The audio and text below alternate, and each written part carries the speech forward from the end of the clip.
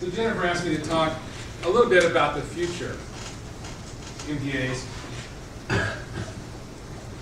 using MDA for helping sort of understand what's going on. So this is a common operating picture for the ocean. I just want to start out by just mentioning that at Google we have the privilege of serving more than 1 billion people every single day, answering their personal questions, their business questions, helping them talk to their friends, family, and loved ones, serving in many ways. We don't even know what way, but we have all these tools, they use them. We can count how many use this, so we know they must like it.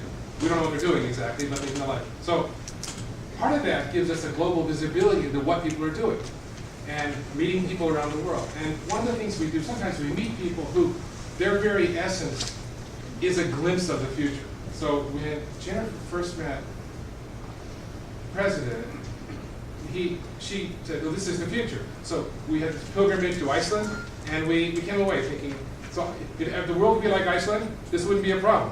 And so that's great when you see that. If you see healthy children, you say your kids should go to their doctor. You know, it's like that kind of thing. So I'm talking about the future, really just be like Iceland. That's the future, okay? And so it's pretty easy when you think about the future, though, to think about movie kinds of things. You know, the future of protecting fish is some sort of godlike view of all the fish, and you're pointing at some screen and some kind of movie kind of. You know, that might be the future.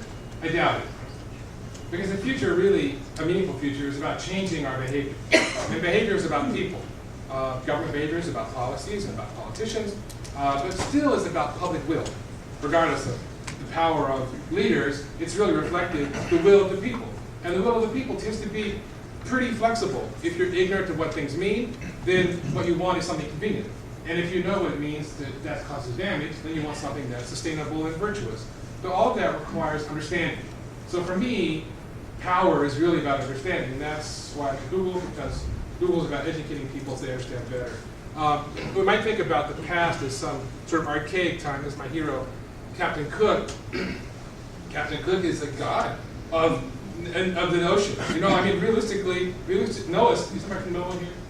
Okay, we still have soundings in NOAA charts, right, that are taken by Captain Cook, right? So, like, think about that, all right? So, when you're a scientist, it's aided that you do. I mean, you can think about that from a NOAA funding point of view, but you can also think about that from a science view, which is like everything you do in science has a permanence that nothing you do in everyday life has. Almost everything you do, well, maybe presidents get to go into the record book, but most of us, the things we do, they're very temporary.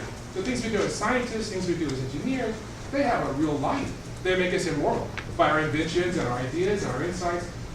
Hopefully, in this case, we can be a little bit immortal too. We can at least serve the world, serve the ocean. Not just the fish in the ocean, but the fact that the ocean is responsible for the environment that we breathe and the air that we need. So basically, if we kill the ocean, we killed everybody in the future. We ended the human race. That seems like a bad plan. Even though we're on that plan right now, as a world, it's a bad plan. It's obviously a bad plan. So it seems like if we could give people more information, they might choose more wisely. And so I'm here today to talk to you about not what you should do. You'll hear a lot about what we could do, what not we, Google, but what you, people, movers and shakers in this world, can do. You'll hear a little bit about what Google can do to help you facilitate that. I wanted to talk about something a little bit more abstract. So we heard something very concrete, how the future is, and if we could just be like Iceland, we'd be great. If we could all have presidents, like President Grimison, we'd all be great, that's for sure. So in any case, what I'm going to talk about is how you can be great today and tomorrow. Okay. So I'd like a challenge for you, how to be worthy of your presence here. And that's what I'm talking about. Okay, so after World War II, the United States was in this fantastic position of its only economic competitors were all devastated by the war, and so we're kings, you know. And so what did we do? Well, we had our second president, who was a former general, President Eisenhower, following President George Washington, and his big idea was to build highways all across the country, which at the time, I don't know if that seemed really visionary or not, probably seemed kind of pedestrian, you know, building highways. But if you actually look at what difference highways made in the United States from the 50s to now, it's like phenomenal. You know, we went to the moon, all we got was tank, right? I mean, realistically. But we built highways all around the world, all around the country, and it multiplied the ability to do commerce in the United States. It was just It was extraordinary. Now, I wasn't alive to notice their difference. Okay, I grew up after the highway was built, so I didn't see the dust, but I did drive on the highway. And you can see this early picture in LA. This was back when the LA Civic Center, the police building, the mayor's office, was the tallest building in Los Angeles. And now you can't even see that if you look at Los Angeles. But they had this highway, this idea of the future, and it's like a vacant lot. I mean, if you were to drive on that same road today, like you couldn't even see the highway for all the cars, right? So it's just a fantastic. So that was incredibly important. It didn't seem important at the time, but it's incredibly important because he created a framework for the future to happen, right? New shipping companies, new trucking companies. Imagine American Express, Federal Express, or UPS before highways. You think about horses or something. I mean, it's just that it made a lot of things possible. Like Amazon couldn't happen, obviously, if there was no highway, right? Okay, so that's obvious. Sometimes the future is even more important than that, and you can't even tell it. But who knows what that is? If you don't shout it out if you know, but just raise your hand. Okay, a couple of people. So you're supposed to be scientists, right? Any of you think you're scientists? Any of you go to college? Okay. That. Ready? It's Galileo Hooke's microscope. That's the microscope. That's the invention of the microscope. Okay? That changed everything. Now when you look at that, it looks like some kind of like a Viking belt buckle or something. You know, it doesn't really look like a microscope, but it was the microscope. It was the one that changed everything. It made botany possible. It let people say, you know, we had to slice things real thin. People you might have heard of, like John Barrow, who said, that's a cool thing, I'll slice stuff real thin, and I'll draw pictures of what happens. Okay, that's the first presentation of the Royal Society in London of what they saw in the microscope. Like they said, in that little glass of water there, that little dot, these things are swimming around, they're having babies, they're visiting their friends, they're doing things that nobody could see before. Okay, so I'm going to tell you that whenever there's an advance in science, it's always presaged by an advance in measurement. Now, the measurement is always boring. I mean, like, no, the microscope isn't as exciting as the exotic thing. The invention of the video camera isn't as exciting as Jacques Cousteau taking a picture, you know, of some nudibranch doing some, you know, breakdancing or something. The thing is, it's the machinery of understanding comes before the understanding. The microscope, Galileo wasn't a botanist, but he made botany possible.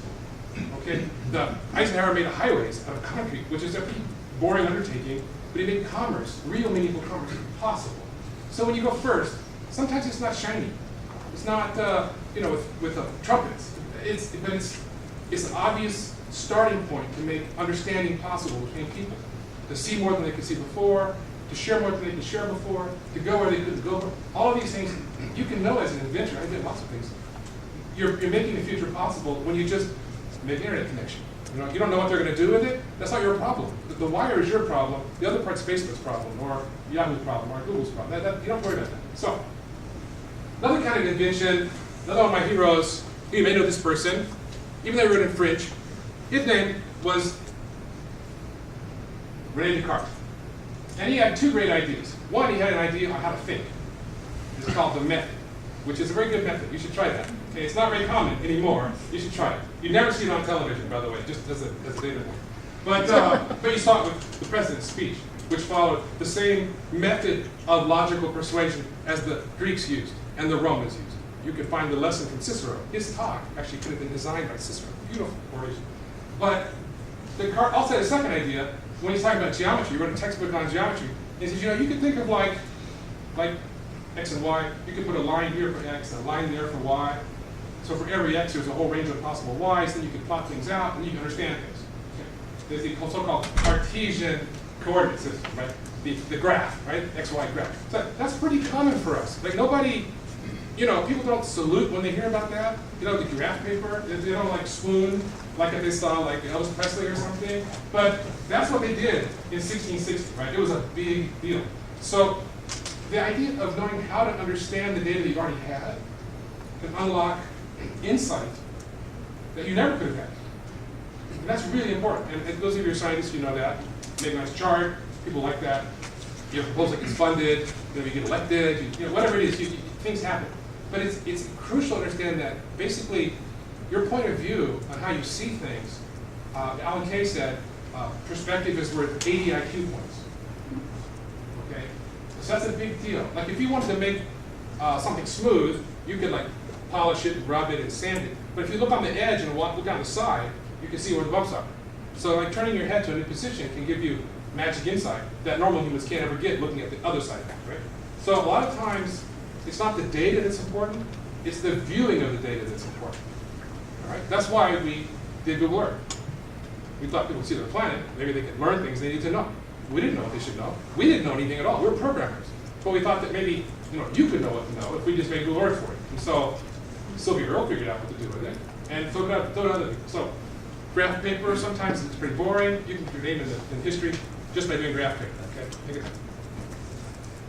Now, this other thing, this is something we do. This is Google. This is one of our data centers. This is half of a data center. When you do a Google search, you just type in pizza in Texas or whatever search you do, dried fish, Reykjavik.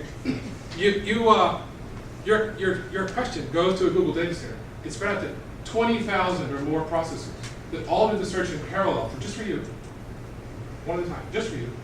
And all the results come back together, and it gets merged into one little page, and it comes back to you, and then it goes on to the next person's question. We do that more than 1 billion times a day. And so when you do a search, all those computers are working for you. That's actually pretty amazing. It's one of the world's largest computations, and it's done every time you do a search for something. Now, the thing about that, it doesn't take very long, so it's not like amazing, but it's amazing, 50,000 way computation. That kind of computer power is now convenient to use from your phone many times a day. It's no big deal when you do a search for something. You don't think, well, I got to put on like my space helmet and spacesuit, so I'm going to do a fancy high-tech search on 50,000 computers. You say nothing. You just say, where's the restaurant, or where's the ladies' room? Or, there's no question here. So, huge computation, never before possible, is now in the hands of billions of people whenever they feel like using it, because there's a network between them. That's not the future. That's every day. How many of you have done a search, a Google search of some kinds of day, map or website? Okay, so most people in this room have done that today. Okay, you should be like feel like an astronaut. You know what I mean? It's a big deal.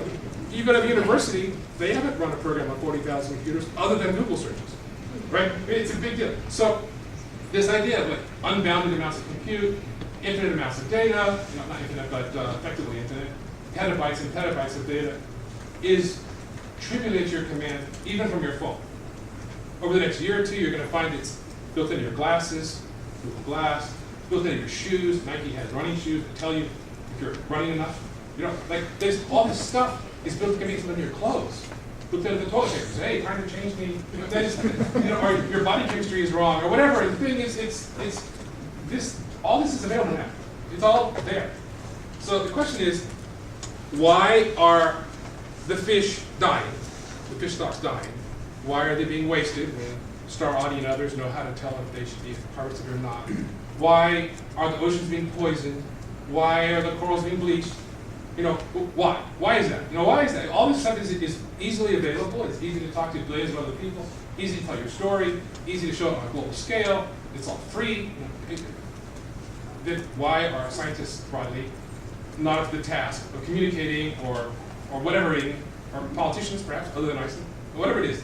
And so that concerns me all the time because, like the bycatch issue, I have a similar issue. We give people all this information. Do they live better lives? Well, some of them maybe, but most of them no. They just keep driving into the wall. So we think, oh, come on, I told you the map. Why did you drive into the wall? So there's a book by a man named Russell Conwell. I read it a long time ago. I highly recommend it if you haven't read it. Acres of Diamonds. Have you read that?